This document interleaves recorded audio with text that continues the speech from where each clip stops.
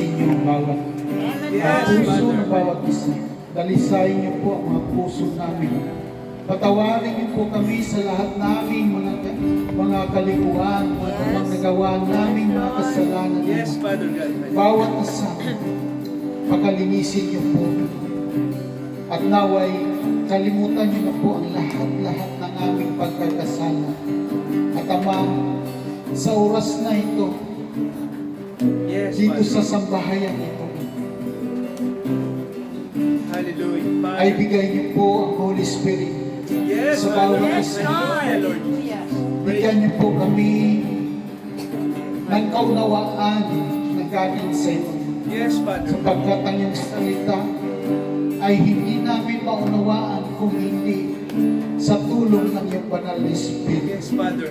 Kaya ituro niyo po sa amin at bigyan niyo po kami ng kaunawaan, lalong-lalo na po ang aming pastor, Praise you, Lord na Jesus. siyang magbibigay ngayon ng iyong banal na salita. Hallelujah, Father. Naway kaluban mo po siya ng karunungan, knowledge, wisdom, Yes, Father. at lahat ng naririto, Ama, hinihiling namin.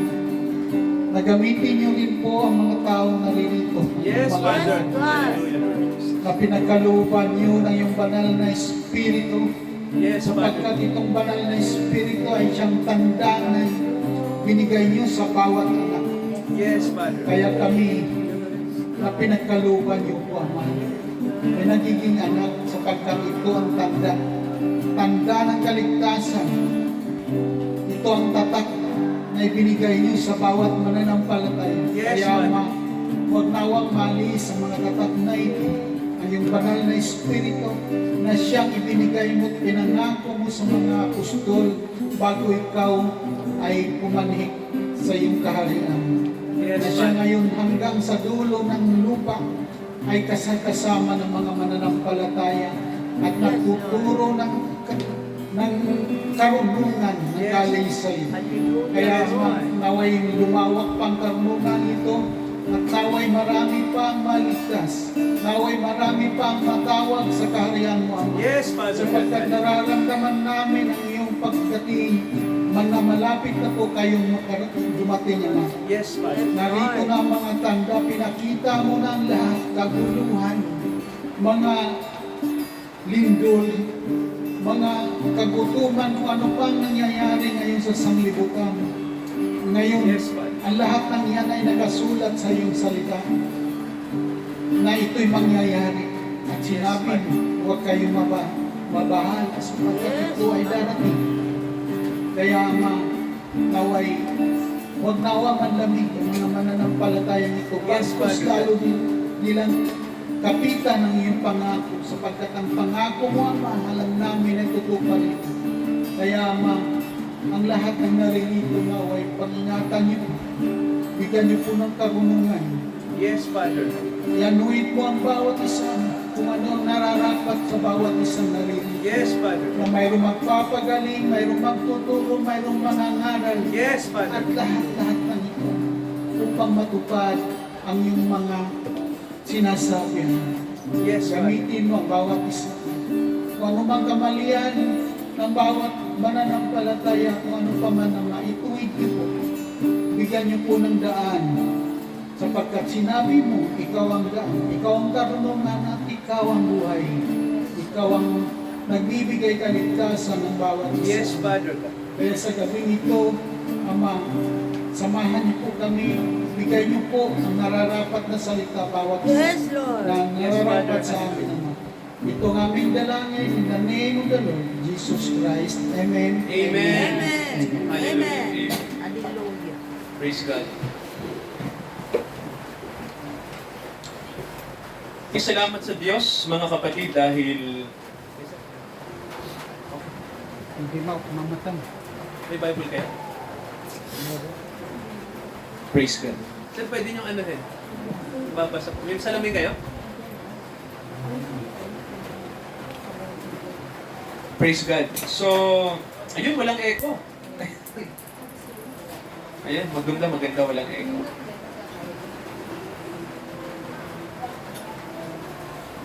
Okay, so magandang gabi po sa ating lahat at Mabuti po sa gabing ito at kasama natin si Sir Alan, no? Ganun din po ang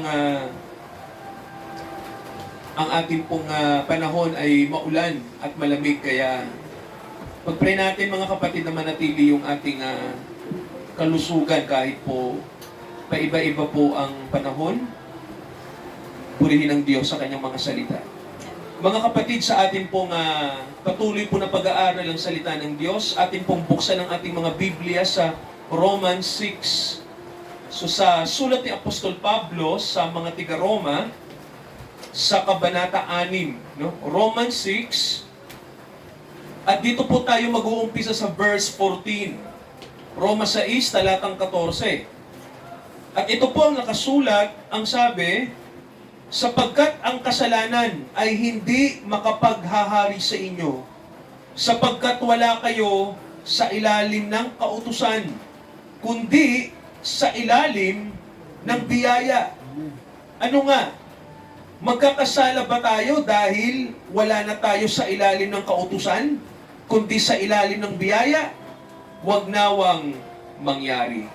Yan po, no? Purihin ang Diyos sa kanyang mga salita sa gabing ito. So mga kapatid, nagpapatuloy po tayo sa aklat ng Roma, no? Kung inyo pong natatandaan, mula po chapter 1, nandito na tayo ngayon sa chapter 6, no?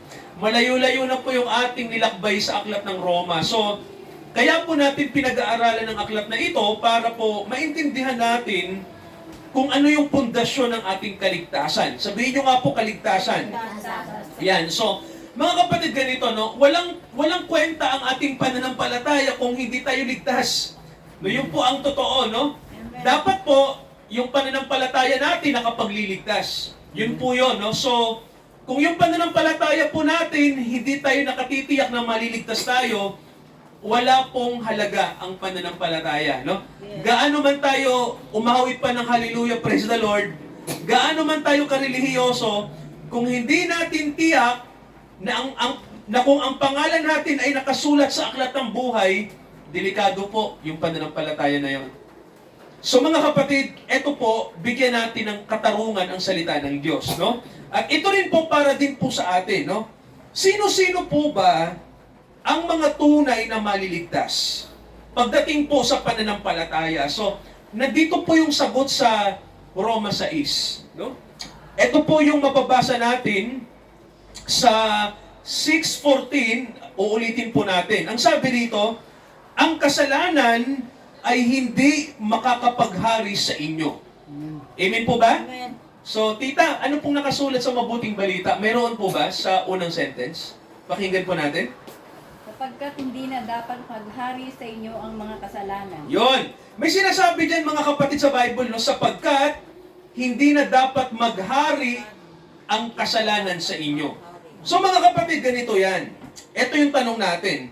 Ano po bang naghahari sa tao kapag hindi pa siya sa Diyos? No? Yan ang tanong, no? Ano po ba yung naghahari? So eto, basahin natin yung 2 Korinto. Actually mga kapatid, may sinasabi sa kasulatan, ano? 2 Korinto, tingnan natin to, no? May naghahari po sa tao kapag wala pa siya sa Diyos. 2 Korinto 4. Okay, tingnan po natin. At basahin po natin yung 3:4. 2 Korinto, 4 na kabanata, talatang 3 at 4. Basahin po natin ang sabi, at kung ang aming ebanghelyo ay natatalukbungan pa, ito ay may talukbong sa mga napapahamak. Okay, sabihin nyo nga mga kapatid, kapahamakan. Yan, di ba may nakalagay po sa Bible, sa John 3:16, naalala nyo po yung sabi doon? Ang sabi, gayon na lamang ang pagsinta ng Diyos sa sanlibutan, no? At gayon na lamang ang kanyang pag-ibig sa mundo, na kanyang ibinigay ang kanyang buktong na anak. Tama po ba? Nakalagay roon. At ang sabi, upang ang sino mang sumampalataya sa kanya ay hindi mapahamak, no? So may nakalagay po sa Bible ng kapahamakan. So, ibig sabihin po, kung hindi tayo sasampalataya, kapahamakan yung kapupuntahan natin. Ngayon po, ano po ba ang nangyayari kapag kapahamakan ang pinatutunguhan ng tao? At bakit po ang tao ay dumadaan sa kapahamakan? So ang sabi dito ng Bible, Kasi ang tao po, di po ba mababasa natin, natatalukbungan yung isipan ng tao. Naintindihan niyo po, no? Ang sabi po ng Bible, mga kapatid, malinaw, may talukbong ang isip ng tao. No? Mayroon pong tumakip, no? Parang mata po. Nakakita po ba kayo ngayon? Tingnan na. Sino po nakakita? Yan. Subukan yung mga kapatid, piringan yung mata nyo. May nakikita ba kayo? Alright. Tanungin natin si Tita Lolit. Tita Lolit, may nakikita kayo? Ilaw. Di ba? So, mga kapatid, parang yung practical na bulag, no? Halimbawa lang, no? Halimbawa po, si Tita Lolit, di ba tita, parang may nakatakip sa mata nyo, no? Kapag may katarata. Actually, ganun din po ang ginagawa ng dyablo sa isipan ng tao, no? Kaya mga kapatid, ganito, kahit na anong sabi natin, napapansin nyo ba ang tao, di ba? Ginagawa niya lang yung gusto niya. Tama ho ba? Hindi nila nakikita yung nakikita natin. Tama ho ba? Hindi nila nararanasan yung nararanasan natin. Tama ho ba? Di ba pag tayo nasa church, maganda yung pakiramdam natin. Tama ho ba? Alam natin na may Diyos eh. Tama ho ba? Alam natin mahal tayo ng Diyos. Tama ho ba? Pero ang tanong, bakit ang ibang tao, pag sinasabi natin na mahalaga ang Diyos, sumampalataya ka, bakit tinatanggihan niya? Bakit wala siyang attraction? Bakit parang sa kanya ang pananampalataya ay baliwala lang? Napansin niyo po ba sa tao, mga kapatid, di ba? O kahit nung tayo ay hindi pa, di ba napansin niyo wala tayong di ba? Wala naman tayong kaamor-amor sa Diyos. Tama ho ba nung wala pa tayo sa Diyos? So ang tanong, mga kapatid, bakit ba ganyan tayo? Kasi ganito, di ba? Ang isipan kasi natin may nakatalukbong, no? Ang ginagawa ng dyablo, yung isip natin ay dinadala niya sa mga bagay ng mundo, no?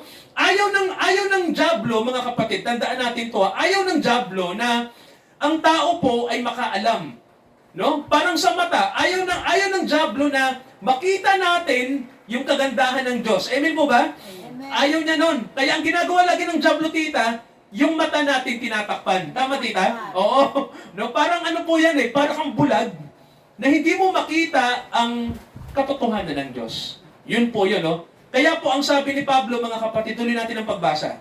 Okay, ang sabi rito, tingnan niyo po, binulag ng Diyos ng sanlibutan ito ang pag-iisip. Tama ko ba? Yes. Binulag niya ang pag-iisip ng mga hindi sumasampalataya upang sa kanila, wag nilang makita ang liwanag ng Ebanghelyo. Yun, mga kapatid, no? So ganito po yan. Kailangan po pala, mga kapatid, sa pangangaral natin, amen po ba? Sa pangangaral natin, kailangan pala mayroon tayong prayer, no? Ano yung prayer natin? Ganito, no? Bago tayo magbahagi ng salita ng Diyos, bago tayo mag-share, or bago tayo umakay ng mga tao, ano po yung magandang panalangin? Ganito po, Panginoong Hesus, tulungan niyo po ako, tulungan niyo rin yung mga taong inaakay ko, na maalis sa kanilang isipan yung talukbong ng dyablo, no? Di ba magandang panalangin, mga kapatid? Kasi po, ang isipan ng tao ay, titang ginagawa ng dyablo sa isipan ng tao? Minamanipula, no? No, parang mata nga na tinatakpan niya. Tinatalukbong ang tita, hindi natin nakikita ang Diyos, no? Ganun po 'yon.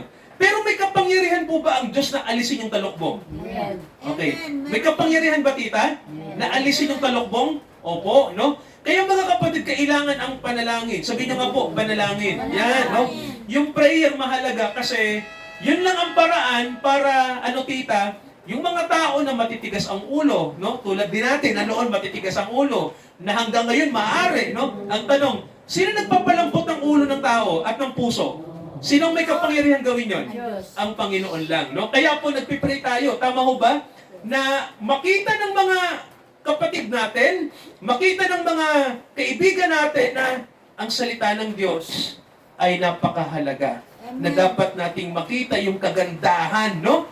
Yung beauty ng Word of God, no? Kasi po, kapag bulag ang tao, kahit na di ba tita, ganito yan kahit na anong pakita mo ng maganda, pag bulag, di ba tita, hindi nyo na-appreciate, di ba tita?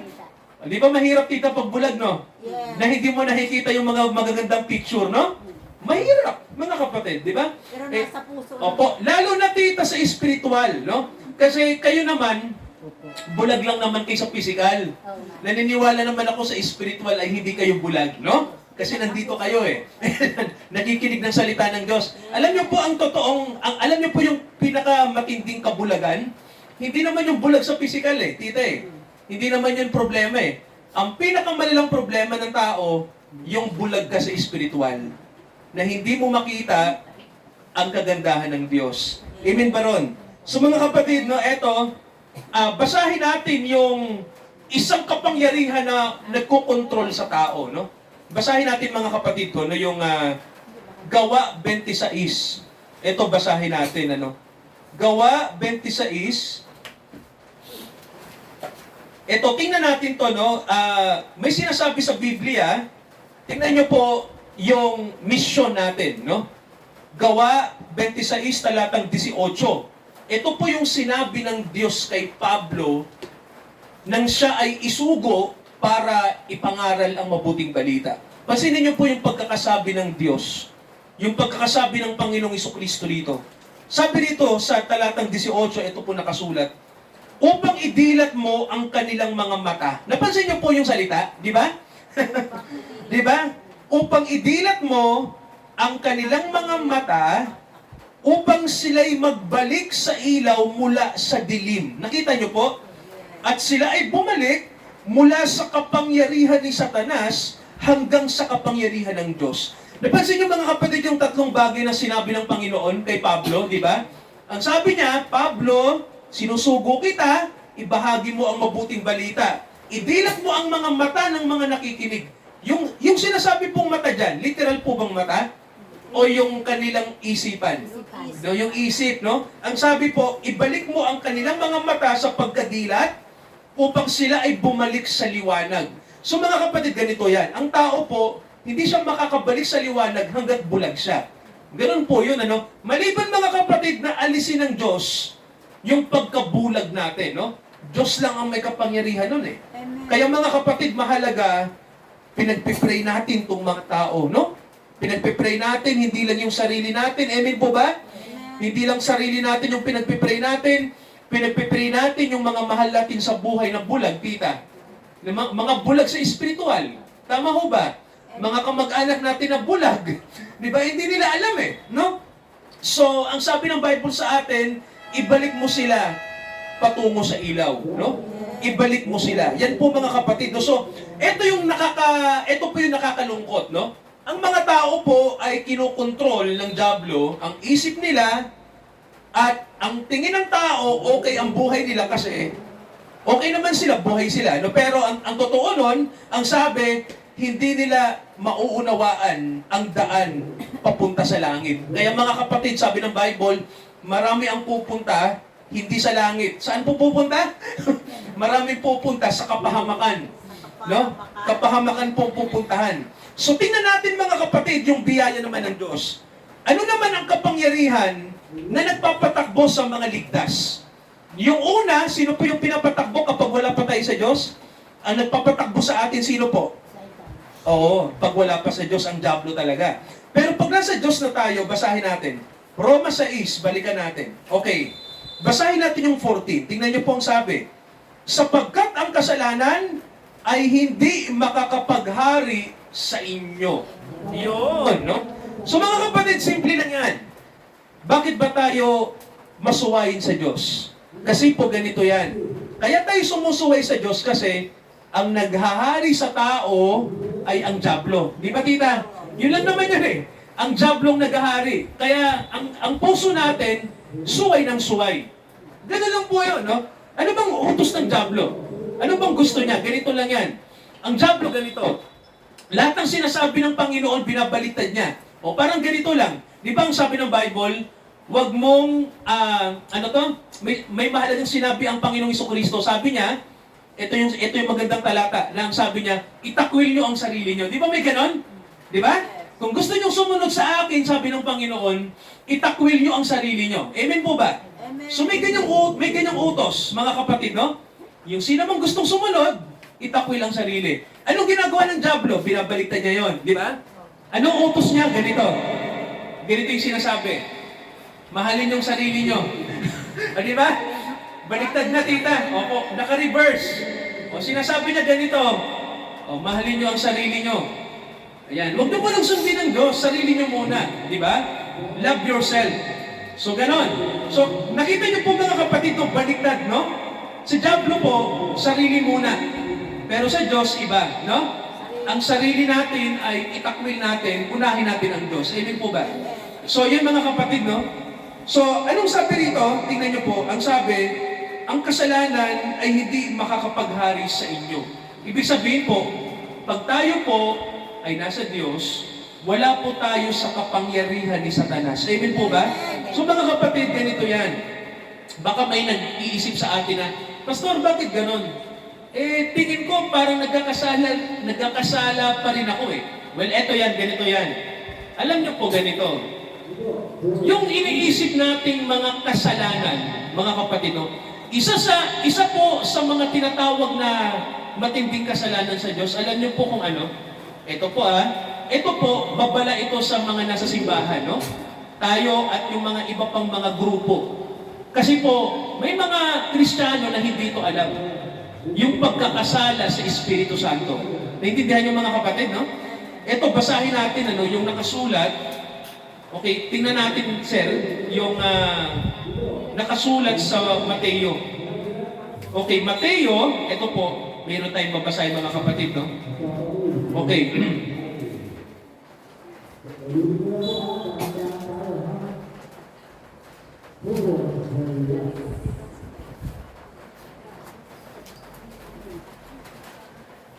Okay, basahin natin ang Mateo 12. Okay, ito po mga kapatid, tingnan nyo to, no? Kasi po, ito yung kasalanan na, na dapat malaman ng mga Kristiyano, no? Kasi, di ba sabi nga natin, di ba kanina sabi ng Biblia, mga kapatid, ang nakalagay, di ba malinaw?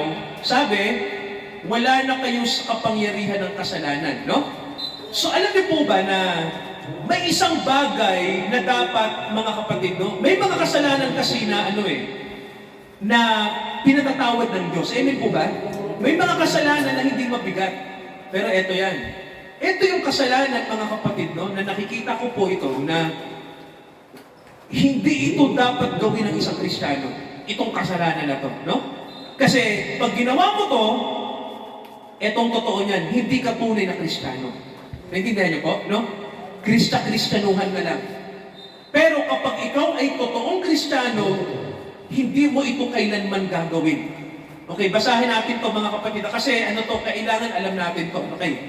Mateo 12, basahin natin ang 31, talatang 31. Okay, tingnan po ang sabi ng Bible, Sinasabi ko sa inyo, ang bawat kasalanan at bawat mga salita na hindi tama ay ipapatawad sa mga tao, datapwat ang kapusungan laban sa Espiritu ng Diyos ay hindi ipatatawad.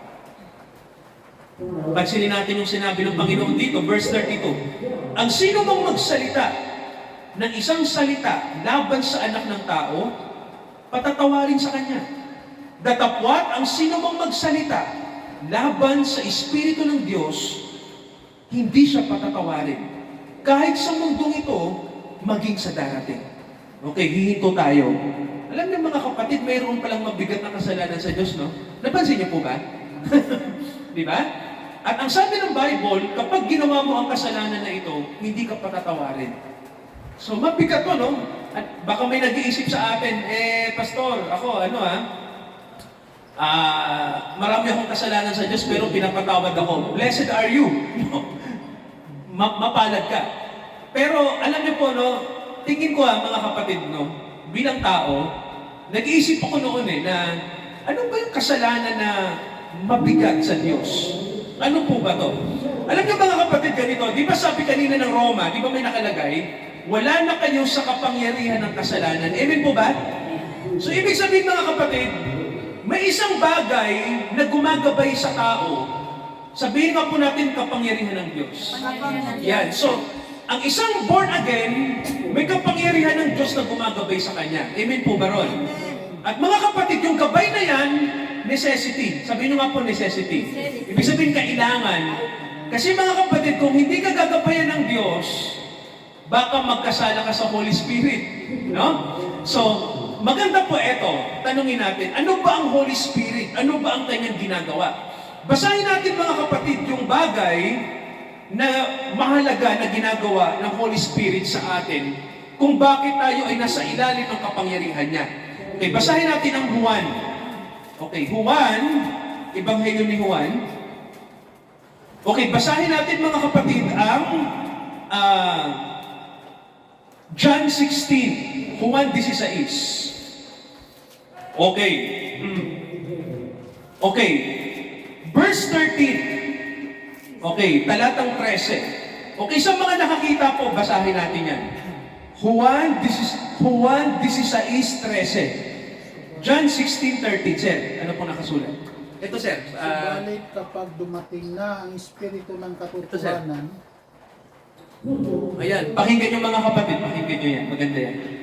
subalit kapag dumating na ang Espiritu ng katotohanan, papatubayan niya kayo sa buong katotohanan, sapagkat hindi siya sasalita ng mula sa kanyang sarili, kundi ang anumang bagay na kanyang maririnig, iyon ang kanyang sasabihin, at kanyang ipapahayag sa inyo ang mga bagay na darating.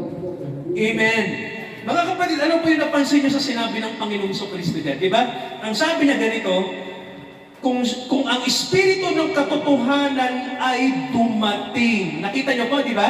Sabi nyo nga po, dumating. Ibig sabihin mga kapatid, pag sinabing dumating, pinadadala. Tama ho ba? Wala namang dumarating na hindi pinapadala. Tama ho ba? Sino na nakatanggap ng bagay na pinadala at dumating sa inyo? Meron ba? Di ba meron? So ibig sabihin po, may dumating, no? At ang sabi ng Bible, ang dumarating sa mga anak ng Diyos, Espiritu ng katotohanan. At mga kapatid, ganito, kailangan po malaman natin to kasi ano tayo kiniklaim natin born again tayo. Tama mo ba? Sabi ng Bible sa atin malinaw, tingnan niyo po kapag dumating ang Espiritu ng Diyos, tingnan niyo po yung nakalagay sa Bible, papatnubayan niya kayo. Nakita niyo po, di ba? May patnubay. So mga kapatid, ganito yan, hindi ka mamumuhay sa sarili mo Amen ba ron? Kasi may patnubay, tama mo ba? May gumagabay sa isang Kristiyano.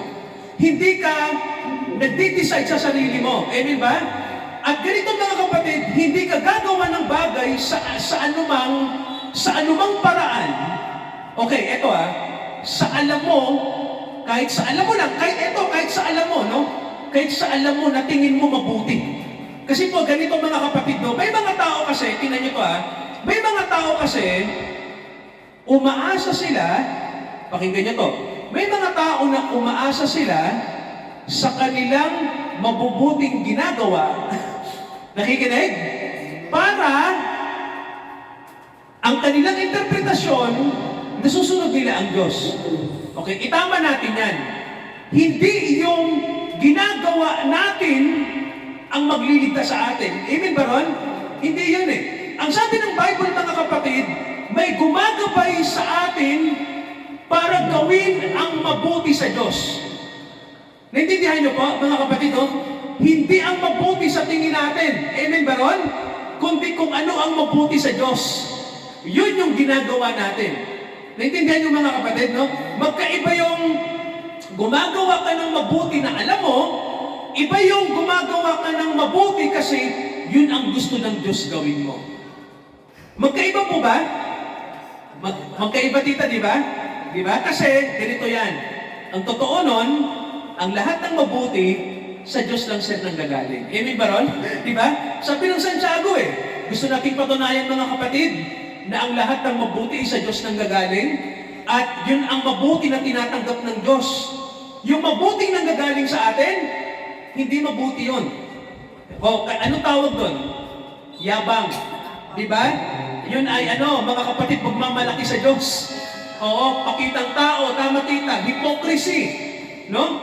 Pero ang mabuti sa Diyos, Diyos ang pinanggagalingan niyan, hindi tao. Basahin natin ang Santiago. Tingnan natin. Okay, tingnan niyo po Santiago 1. Ano po nakasulat dito? Okay, basahin natin. Okay, sabi rito mga kapatid, Santiago 1. Basahin natin yung 17. Santiago 1:17. Ang bawat mabuting kaloob. Napansin niyo po? Ang bawat mabuting kaloob. Ulitin natin. Mabuting kaloob. Sabihin natin. Yan. Sabi rito, ang bawat mabuting kaloob at ang bawat kaloob na sakdal. Saan ang gagaling, sir? Sabi ng Bible? Yon. Saan ang gagaling ang mabubuting bagay? Sa Diyos. Amen po ba? Yon. So mga kapatid, no? Yan yung gagawin natin. Amen po ba ron? Yan yung ginagawa ng totoong Kristiyano. Yung mga bagay na mabuti sa Diyos, yun yung ginagawa natin. Kaya mga kapatid, ganito, alam niyo po ang paggawa ng mabuti? Alam niyo po, dapat talaga perfect yan eh. Tama ho ba? Kasi ang sabi ng Bible, tinan niyo nakalagay oh, sakdal na kaloob kita. Di ba may nakalagay? Bawat sakdal na kaloob. Ibig sabihin po, kailangan pala ang mabuti, higit pa. Nakikita niyo mga kapatid to? Higit pa sa pwede mong, higit pa sa ginagawa ng taong nag-aakalang mabuti siya. Parang ganito yan, di ba? Ang Panginoon, pinakita niya yung magandang halimbawa kung paano ginagawa ang mabuti. Di ba sir, may sinabi ang Panginoon, ganito, di ba? Pag sinabing mabuti, sabi nga oh, pag may dumating daw na tao at kinuha yung iyong mga damit, di ba sabi? Halimbawa, mayroong tao na sinamantala ka, kinuha yung mga damit mo. Di ba may sinabi ang Panginoon? Ito sabi niya, ibigay mo pa yung iba mong damit. Di ba? Di ba dito may ganon? Di ba napansin niyo po? May ganon siyang sinabi. Kung ikaw daw pinagbuhat ka ng 1 milya, anong sabi ng Panginoon? Gawin mong 2 milya. So may tanong tayo, ano ba yun, Lord? Ibig bang sabihin noon, aabusuhin ko yung sinasabing mabuti para itong mga taong to na gumagawa ng hindi tama sa akin lalo baka pagtawanan pa ako. Alam niyo po ganito, ang ibig pong sabihin ng Panginoon sa sinabi niya ganito, ang mabuti kasi mga kapatid, ay hindi nanggagaling sa tao. Amen po ba? Sa Diyos nanggagaling. Kaya po sinabi niya na gawin mo yung ganon, ipakita natin na ang Diyos ay nasa atin. Amen po ba? O parang ganito, bigyan ko kayo ng halimbawa kung nasa atin ang Diyos. Di ba tita ang Panginoon? Hello? Okay. Di ba tita ang Panginoon? Ginawa lahat ang hindi tama sa Kanya. Amen po ba? Di ba? Hanggang sa cross, pag pinindot sa regagay. Di ba mga kapatid, napansin niyo po ang Panginoon nang siya ay nasa cross, di ba? Ginawa lahat sa Kanya ng hindi tama, di ba? Oh, pero tinan niyo ha, pasinin niyo mga kapatid ang sinabi ng Panginoon nang nasa cross siya. Tinan niyo ang sabi niya. Ano yung una niyang sinabi sa cross? Tinan niyo po ha, kung ginagabayan siya ng Diyos, di ba sabi niya, Panginoon, patawarin niyo sila. Ano po yun? Deklarasyon ng yung mga gumawa ng hindi tama sa'yo. Anong dineclare mo? Panginoon, ano? Sige po, anong sabi niya? Patawarin niyo sila. Pinatawad ba ng Panginoon yung mga gumawa sa kanya ng hindi tama ng oras na yon? Sa palagay niyo po? Amen. Oo, pinatawad niya. Di ba? Pero kung tao tayong ginawa ng hindi tama, anong sasabihin natin? Sige po. Anong sasabihin natin? Di ba? So tanong, bakit niya nagawa yun? Yun ang gusto ng Diyos eh. Tama ba? Pero kung gusto natin, hindi tayo matutuwa. Tama ho ba? Panginoon, patayin niyo itong mga demonyong to. Tama ba? Ginawa na ko ng hindi tama. Pero dahil may gabay ng Diyos ang Panginoon, amen po mga kapatid? May gabay ng Diyos, may Diyos na nasa Kanya, may Holy Spirit, ang sabi ng Panginoon sa Kanya, ang sabi ng Ama, anak, ideklara mo yung kapatawaran. Amen. Amen ba? Doon mga kapatid, kumikilos ang Diyos. Napansin nyo? Di ba? Hindi kalooban natin yung nasusunod, di ba ron?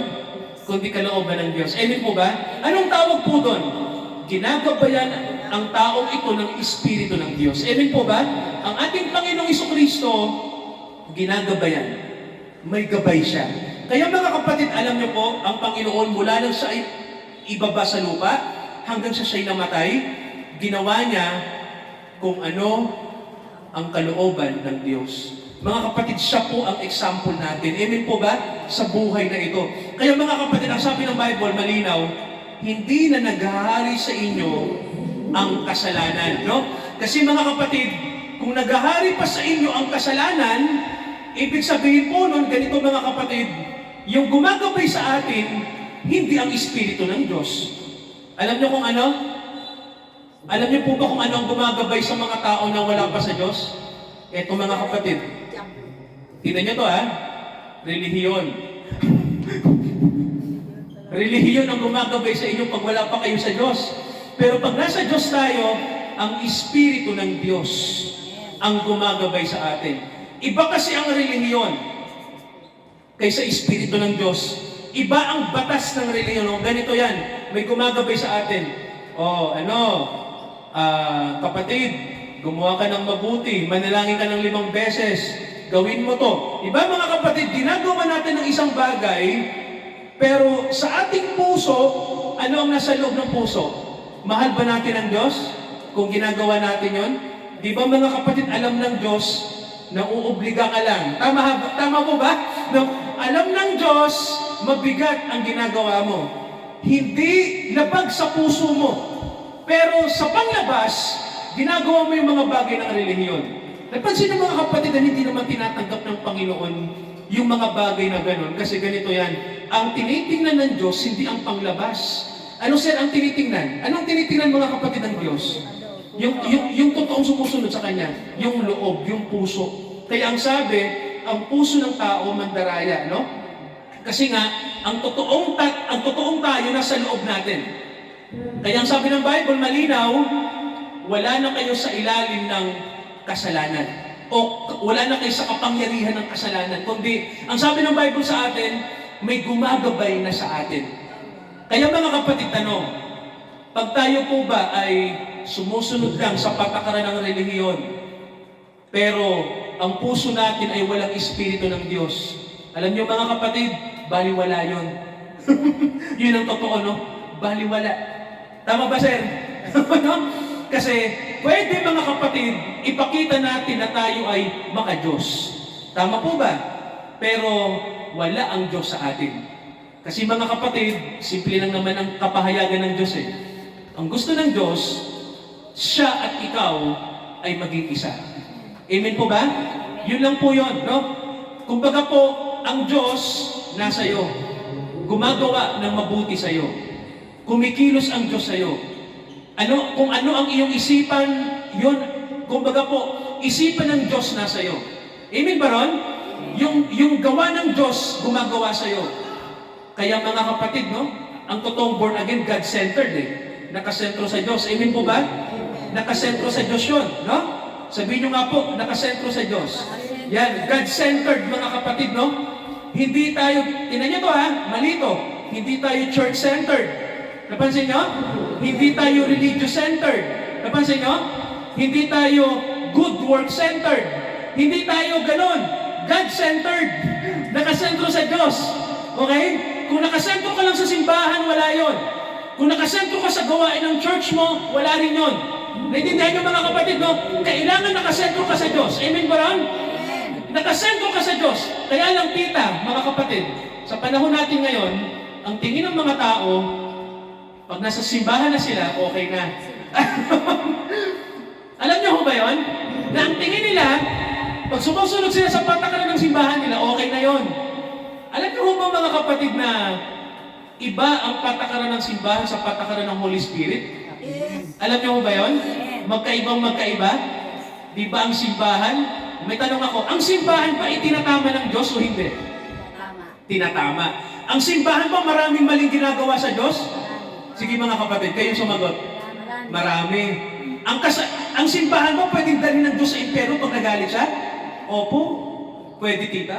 Pwede. Sabi niyo, aalisin ko yung liwanag niyo pag hindi kayo sumunod sa akin. Sabi ng Panginoon.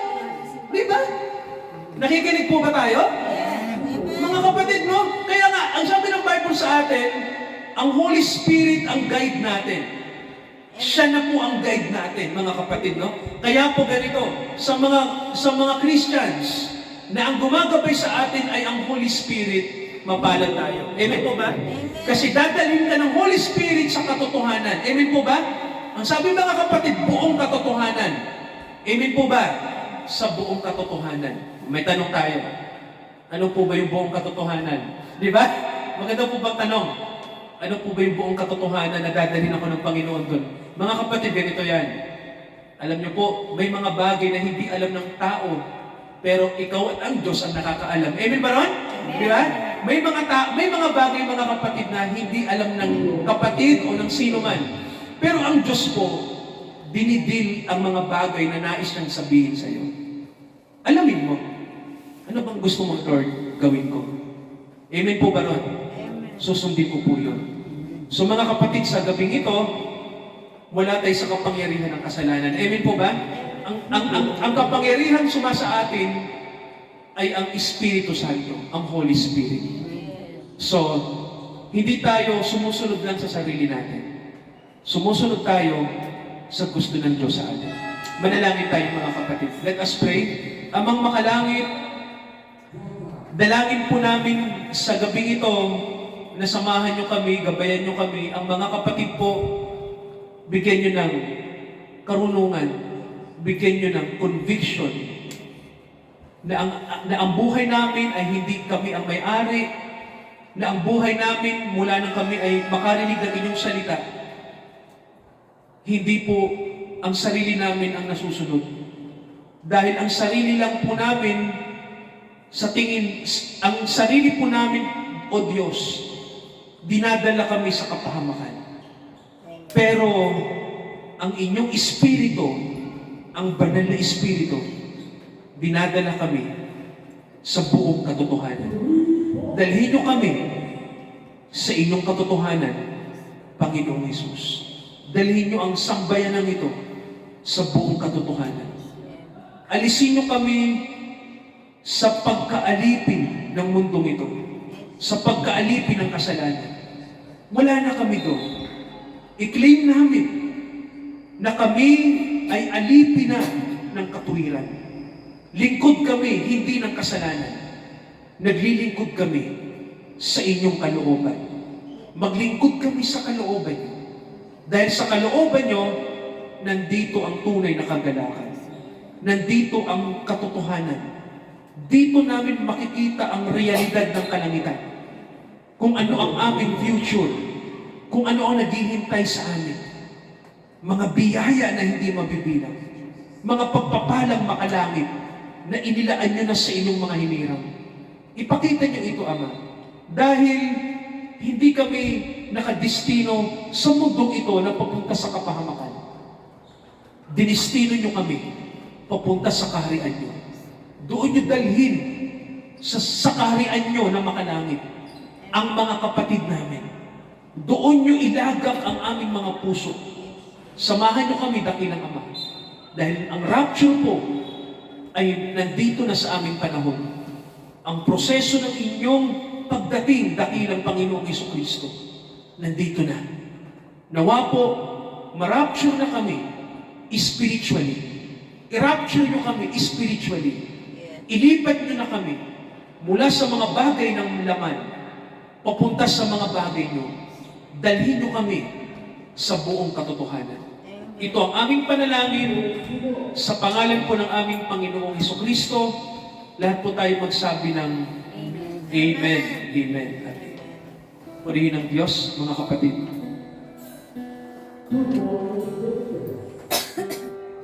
Sa ating pong pagkakaloob sa Panginoon, habang tayo po ay nagkakaloob, ay atin pong awitin ang Seek ye first the kingdom of God and His righteousness. Hallelujah.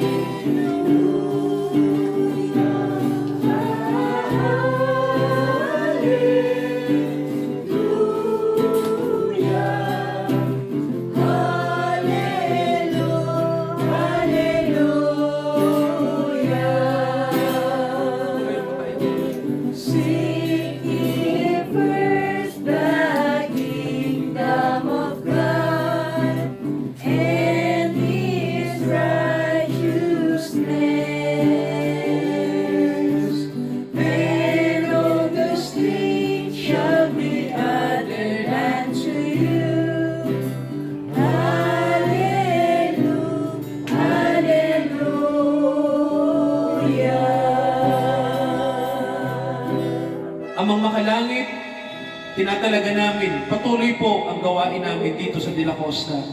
Gawain niyo po ito, tinalaga niyo, upang ang mga hinirang niyo sa lugar na ito ay makarinig ng inyong salita at makarinig pa ang iba niyong mga hinirang na hindi pa namin nakakadaupang palad. Tulungan niyo kami na mahanap ang mga kaluluwang ito, na sila po ay papaunawaan niyo ng inyong salita. Gamitin niyo ang mga kapatid na mahanap namin ang mga kaluluwa ng inyong mga hinirang sa mga huling panahon na ito, na sila ay magutom at mauhaw sa inyong salita, sa katotohanan ng inyong salita. Samahan niyo kami sa gabing ito, sa aming panggawain bukas sa Bulacan, at ang gawain po namin sa darating pang mga araw. Kayo po ang manguna, at ang inyong espiritu, ang banal na espiritu, dalhin kami sa kabuuhan ng katotohanan. Ito ang aming panalangin. Palakasin niyo sa espiritual na kalagayan ang aming mga kapatiran. Lagi niyo kaming bigyan ng kapahayagan. Patatagin niyo ang pananampalataya ng mga kapatiran. Manatili kami sa inyong biyaya at lumago. Alang-alang ito sa pangalan ng aming Panginoong Jesucristo. Amen, amen, at amen. Amen. Praise you, Jesus.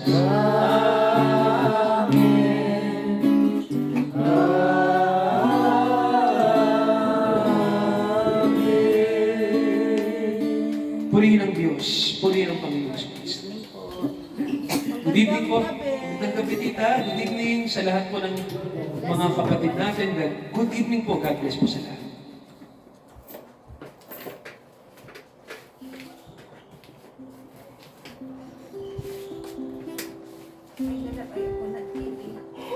Ay, magpaki ano? Yung